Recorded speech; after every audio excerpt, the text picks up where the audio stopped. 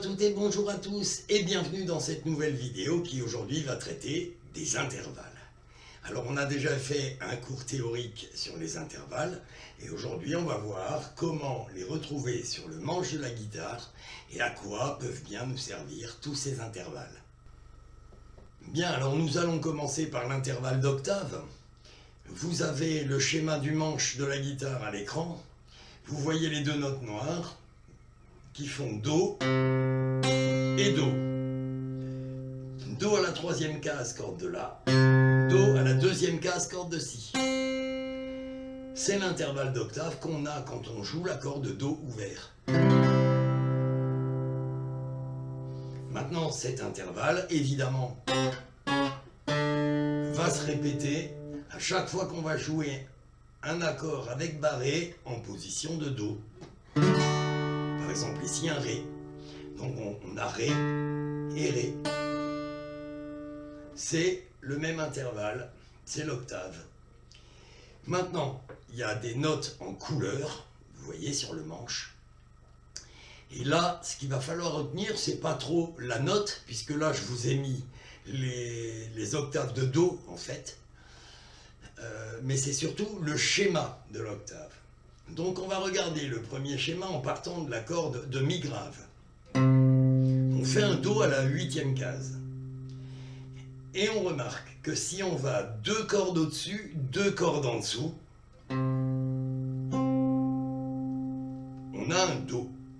Et c'est ce schéma qu'il va falloir retenir. Deux cases au-dessus, deux cordes en dessous. En partant de la corde de Mi. Ensuite, on va regarder en partant de la corde de La. Et là, on va faire exactement le même schéma. Deux cases au-dessus, deux cordes en dessous. Et on a de nouveau une octave, en l'occurrence de Do, puisque je joue les octaves de Do. Maintenant, on va partir de la corde de Ré. Et là, le schéma va changer. C'est les deux notes vertes que vous avez. Donc, vous voyez bien que c'est un intervalle maintenant de 3 cases et 2 cordes. Puis on va jouer l'intervalle en partant de la corde de Sol. Et là vous voyez également que maintenant ça va être un intervalle de 3 cases et 2 cordes en dessous. Alors pourquoi ces schémas vont être importants pour nous? Alors on retient juste le schéma. Pas trop les notes. Bon, les notes, évidemment, on peut les retenir. Savoir qu'on a un Do, un Do, un Do, ça aide de savoir où sont les Do sur le manche. Maintenant, c'est surtout le schéma qui nous intéresse. On voit qu'on a en partant de la corde de Mi, donc c'est 2 cases, 2 cordes. En partant de la corde de La, 2 cases, 2 cordes. En partant de la corde de Ré, 3 cases, 2 cordes. Et en partant de la corde de Sol, 3 cases, 2 cordes. Et là, ça va être très très intéressant pour nous, parce que par exemple, on connaît les notes qui sont sur la corde grave. Mi grave, on connaît parce qu'on joue les barrés.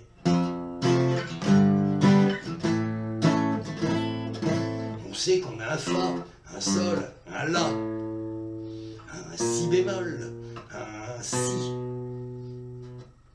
Sur la corde de La, on connaît également plus ou moins les notes puisqu'on joue nos accords de septième souvent en forme de Do. Donc on sait que là on a un Do, ici un Ré, là un Mi, là un Fa. Donc on connaît les notes sur la corde de Mi et sur la corde de La. On connaît évidemment par analogie les notes sur la corde de Mi aigu puisque c'est les mêmes que celles de la Mi grave. Fa, Sol, La, Si, Do.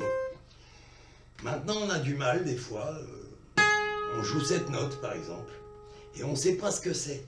Ah bah mince, alors c'est quoi que c'est cette note? On va chercher avec l'octave. Et on ramène sur une corde où on connaît la note. Et là on tombe où? On tombe sur un La bémol ou Sol dièse. Donc vous voyez que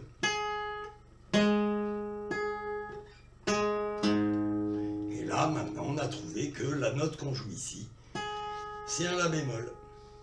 Même si on joue par exemple la note, tiens, ici, hein, c'est quoi cette note? Ah ben, c'est un Mi. Hein. Ben, on le voit tout de suite parce qu'on a l'intervalle vraiment avec la corde de La, le Mi sur la corde de La. Il suffit simplement de connaître les notes sur la corde de Mi et sur la corde de La grave pour retrouver avec l'octave toutes les notes qu'on peut jouer sur le manche. Alors ça, c'est un exercice qu'il faut faire assez souvent. Et comme ça, vous allez, sans vous en apercevoir, apprendre vos notes sur le manche. Et à force, vous allez savoir ce que vous jouez comme note sur le manche.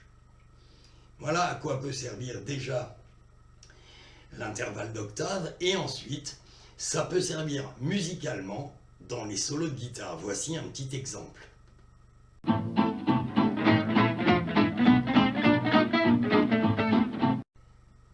Bien, vous venez d'entendre cet exemple qui est tiré d'un morceau très connu de Django Reinhardt qui s'intitule Minor Swing. Et ça fait ça.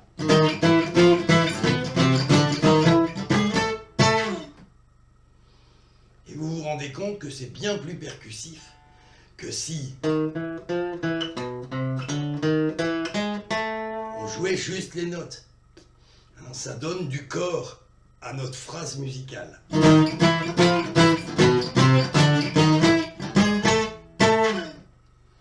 Voilà. Donc, on peut utiliser les octaves pour nos solos et ça donne des notes très percussives. Nous allons maintenant regarder l'intervalle de quinte. Alors comme tout à l'heure, là vous avez donc le schéma du manche de la guitare avec les quintes de Do, mais comme pour les octaves, c'est vraiment le schéma qu'il va falloir bien avoir en tête. Alors comment on trouve une quinte? Eh bien, en partant de la corde de Mi, c'est deux cases au-dessus, une corde en dessous. En partant de la corde de La, c'est le même schéma. En partant de la corde de Ré, c'est le même schéma aussi. Et maintenant, comme on va arriver sur la corde de Si, alors en partant de la corde de Sol, là la quinte, ça va être 3 cases au-dessus, une corde. Et ensuite, en partant de la corde de Si, la quinte, c'est de nouveau 2 cases, une corde. Voilà. Et cet intervalle, vous le connaissez forcément, surtout si vous jouez un peu de rock, puisque c'est l'intervalle que l'on utilise pour jouer des power chords. Alors un power chords, qu'est-ce que c'est? C'est simplement cet intervalle de quinte auquel on rajoute, vous vous souvenez? Eh oui, l'octave. On joue donc 2 fois la tonique, mais une fois répétée à l'octave avec la quinte. Et ça nous donne le power chords. Voici un petit exemple de ce qu'on peut faire avec des power chords.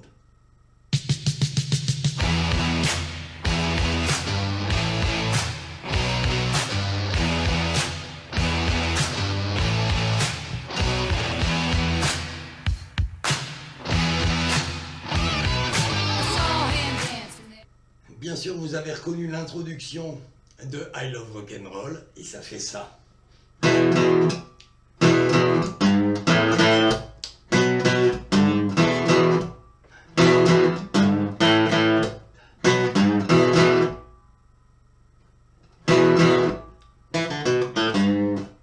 Alors, vous remarquez également qu'avec les quintes, on fait vraiment des rythmiques très puissantes. C'est vraiment à ça que sert l'intervalle de quinte.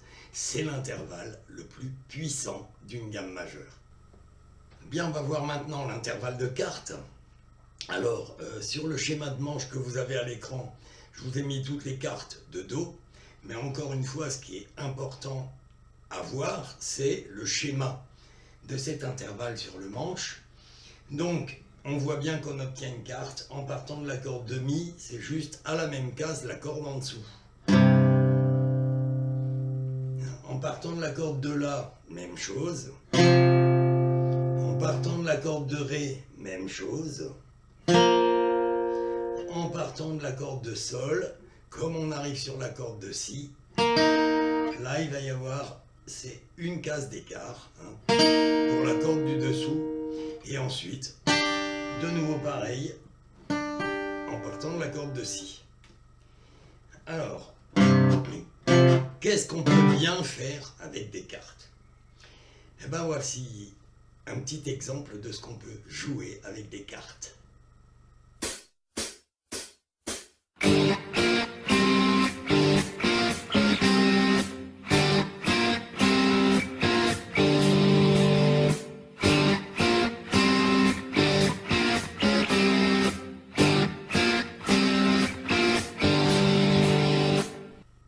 Bien sûr, vous avez tous reconnu l'introduction de Smoke on the Water qui donne ça.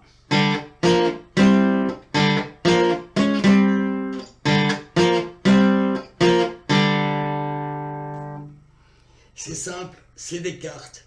Et vous remarquez que c'est également un intervalle très puissant.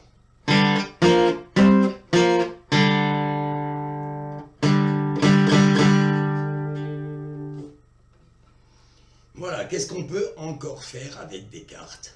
Eh bien, avec des cartes, on peut enrichir des accords. On va pouvoir faire des accords de cartes suspendues. Alors, qu'est-ce que c'est qu'un accord de carte suspendue? C'est un accord qui contient la carte, mais qui ne contient plus de tierces, ni mineures, ni majeures. On va voir ça tout de suite. Voici donc 5 exemples d'accords de cartes suspendues. Alors je rappelle, un accord de carte suspendue, c'est un accord qui contient la carte, mais ne contient pas la tierce. Par exemple, le La sus4. Ou le C sus4. Alors il faut faire attention quand on joue le C sus4 de ne pas jouer le Mi aigu, parce que là c'est la tierce, et donc ça serait plus un accord de sus4, ça serait un accord de 4 tout court. Si on met la carte et la tierce, ce n'est plus un accord de carte suspendue. Évidemment après on a l'accord de Ré sus4, avec la basse, le Mi sus4, et alors un petit peu plus compliqué, on ne le trouve pas souvent, mais on peut le trouver, le Sol sus4. Voilà, alors évidemment, on peut évidemment jouer avec les barrés, tous ces accords. Donc voilà, c'était quelques exemples d'accords de cartes suspendues. Bien, alors on va maintenant parler des tierces. Alors, je vous ai mis là sur le schéma du manche les tierces de la gamme de Do, en commençant par la corde de Si.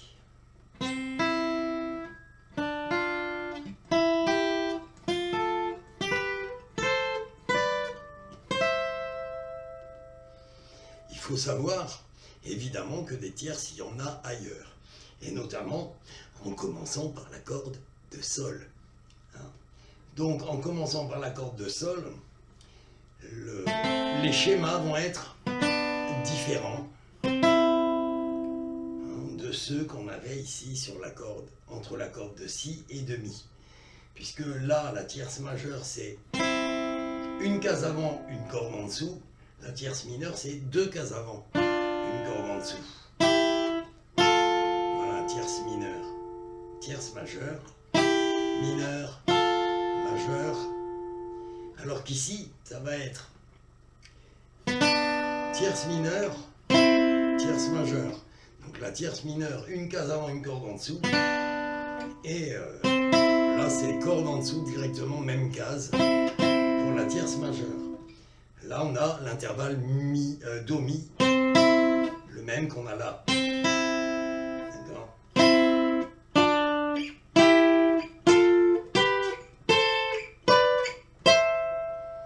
Donc là, je vous ai monté entre la corde de Si toutes les tierces de la gamme de Do.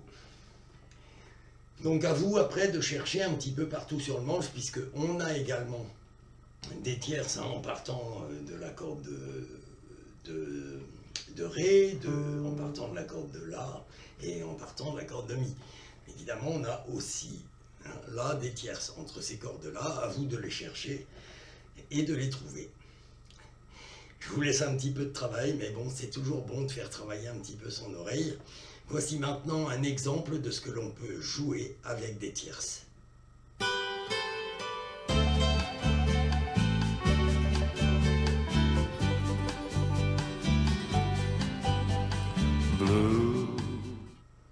Vous venez d'entendre l'introduction de Spanish Eyes d'Elvis Presley et vous avez pu remarquer qu'on fait des choses très mélodiques avec des tierces et ça donne à peu près ceci.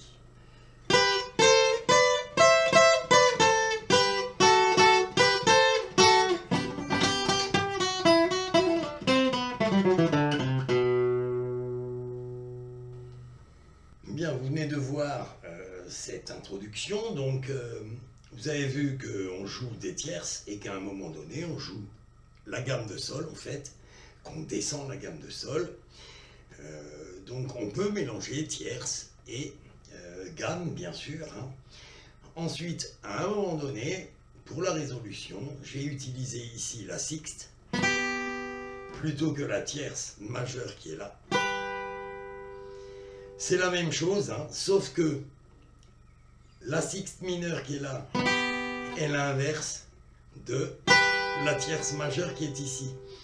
Et surtout, c'est ce qu'on veut, c'est ne pas avoir le si à la note la plus aiguë, on veut avoir un sol.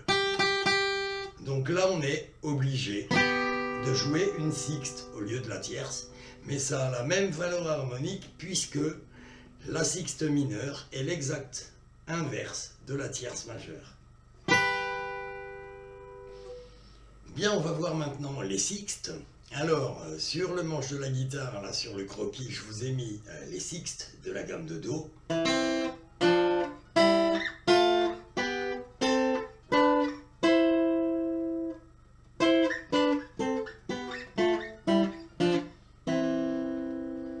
Évidemment, comme les tierces, vous vous doutez qu'il y a des sixtes ailleurs. Je vais vous laisser les chercher. Exercez-vous à trouver les intervalles de sixtes qu'il y a en partant d'autres cordes que de la corde de Ré. On va tout de suite voir ce que l'on peut faire avec des sixtes.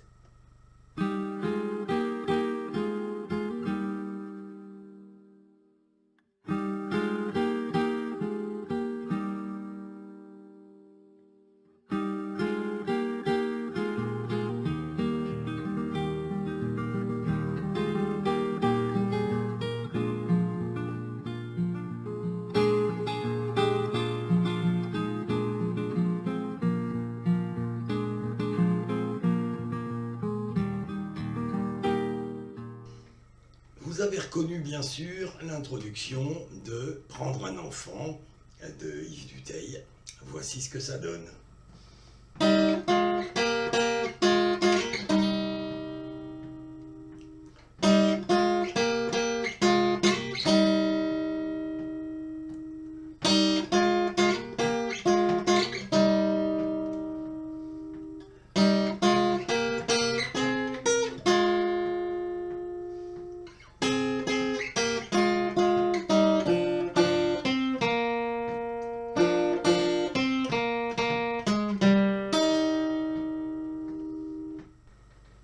Bien, alors vous l'avez vu avec les sixtes comme avec les tierces.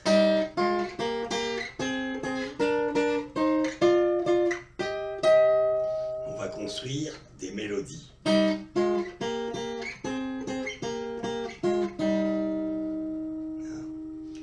Comme je vous l'ai dit aussi, il existe d'autres sixtes que je vous ai demandé de chercher, si vous voulez les chercher sur le manche.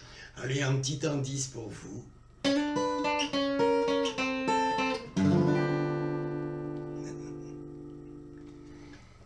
Bien, alors cet intervalle de sixte, tout comme la carte tout à l'heure, va aussi nous permettre d'enrichir nos accords. Donc, si on prend par exemple un Do majeur, on sait que le La c'est la sixte de Do. On va donc pouvoir construire un accord de Do avec la sixte. Et on a donc un Do 6. Alors, très souvent, les gens jouent cet accord-là avec le La ici sur la corde de Mi aiguë et appellent cet accord un Do 6. Alors, c'est pas faux d'appeler cet accord Do 6, mais par rapport à la fondamentale, on remarque que le La qu'on a mis dans cet accord est à l'octave supérieure par rapport à la fondamentale. Donc cette note, si on fait cet accord-là, on va appeler cela une 13e et pas une sixte. Donc ici on fait Do 13 et pas Do 6. Alors j'explique pourquoi. On a Do, Ré, Mi, Fa, Sol, La, Si, 7 notes. Et ensuite, on a à nouveau Do, Ré, Mi, Fa, Sol, La, 6 notes. Le La, à la deuxième octave par rapport à notre fondamentale, c'est donc bien 7 plus 6, 13. C'est donc bien la 13e de notre fondamentale. Voilà. C'est tout simple. Hein. Pourquoi? C'est simple à comprendre. Hein. Là, on a une sixte. Mais là, on a une 13e. Donc cet accord, c'est Do 13. Voilà ce que je voulais vous dire sur la sixte. Bien, on en arrive maintenant à notre intervalle de seconde majeure. Alors, l'intervalle de seconde majeure, comment on le trouve? Ben, c'est simple, hein, c'est la note qui est juste au-dessus d'une fondamentale. Un ton au-dessus. Donc, à intervalle de 2 cases. Hein. La fondamentale, 2 cases au-dessus, on a la seconde majeure. Ici, avec l'accord à vide entre Do et Sol, Do et Ré, pardon, on a un intervalle de seconde majeure. C'est à partir de cet intervalle, d'ailleurs, qu'est formé l'accord Do sus 2 que vous avez en deuxième, sur le bandeau qui est en bas de l'écran. Do sus 2. Alors comme avec les accords sus 4 tout à l'heure, les accords qu'on va pouvoir former avec la seconde majeure sont des accords sans tierce. Donc on appelle ces accords seconde suspendue. Ce sont des accords qui ne sont ni majeurs ni mineurs. Donc par exemple, le La sus 2. Le Do sus 2 qu'on a vu, le Ré sus 2. Le Mi sus 2. Le Sol sus 2. Il va de soi bien sûr qu'avec les barrés, on peut évidemment venir faire un Do sus 2 ici. J'ai simplement déplacé le La sus 2 qui est là à la troisième case pour en faire un Do sus 2. Et etc. Ré sus 2. Il en va de même avec les autres positions, bien sûr. Bien, que peut-on faire encore avec ces intervalles de seconde majeure? Eh bien, si on déplace l'intervalle à l'octave au-dessus, on va pouvoir faire des accords de neuvième. Do 9, par exemple. D'accord? Et évidemment, on peut faire La, Do 7, 9. Alors évidemment, Do 7, 9 n'est plus un accord qui est dans la gamme de Do, mais un accord de la gamme de Fa.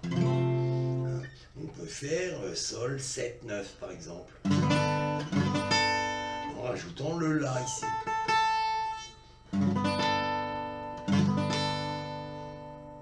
Le La qui est bien un ton au-dessus de ma fondamentale Sol. Et puis ainsi de suite, voilà, ça c'est les accords de neuvième. Donc on peut former aussi maintenant avec la seconde mineure Si je reprends mon Do 7, 9 de tout à l'heure, Do 7, 9, alors que je fais en barrant ici hein, avec mon annulaire, mais qu'on peut très bien faire en posant annulaire auriculaire hein, et index majeur. Hein. Bah maintenant, si je diminue ma neuvième et que je fais une neuvième mineure, une seconde mineure en fait, ça va nous donner un Do 7, 9 bémol. Donc cette fois-ci, on va barrer sur 4 cordes avec l'index et puis mettre le majeur troisième case corde de La et notre annulaire troisième case corde de Sol. Et on a un Do 7, 9 bémol. De la même façon maintenant, si je mets une seconde majeure, donc au lieu d'avoir mon Do 7, 9, on va avoir un Do 7, 9 dièse. Et ça, c'est l'accord Hendrix. On connaît très bien, les gens qui jouent du blues connaissent très très bien cet accord de 9e dièse. Avec l'intervalle de seconde augmentée. Après, les intervalles qu'on n'a pas vus, c'est l'intervalle de 7e et l'intervalle de 7e majeur. Mais si vous avez suivi le cours sur les accords, ben vous avez bien vu à quoi ça servait les 7e et les 7e majeurs. C'est encore pour enrichir nos accords. Maintenant, pour ceux qui veulent plus de détails sur les enrichissements d'accords, je vous mets le lien en dessous de la vidéo du cours que j'ai mis sur mon site. Vous pouvez aller le consulter si vous voulez avoir plus de renseignements sur les enrichissements d'accords. Pour finir ce cours sur les intervalles, vous dire simplement qu'on a pu remarquer, avec tous les petits exercices qu'on a fait, que les intervalles les plus puissants de la gamme majeure, c'est quand même les intervalles qui sont faits à partir des 3 notes charpantes de la gamme. Hein, par exemple, l'octave, la quinte et la quarte. Do, Fa, Sol, les 3 notes vraiment charpantes de la gamme, qui nous font vraiment des intervalles très puissants. Et ensuite, on a vu que l'intervalle de tierce, de sixte, pouvait servir musicalement à faire des mélodies, mais beaucoup plus douces, hein, beaucoup plus mélodiques, beaucoup plus mélancoliques. Voilà, ce cours sur les intervalles est maintenant terminé. J'espère que ce cours vous a plu et qu'il pourra vous servir. Si vous ne l'avez pas encore fait, n'oubliez pas de liker la vidéo. Partagez-la aussi si vous le voulez. N'oubliez pas, si vous n'êtes pas abonné à la chaîne, de vous abonner à la chaîne. Je vous remercie de m'avoir suivi. Quant à moi, je vous dis au revoir et à une prochaine vidéo. Ciao!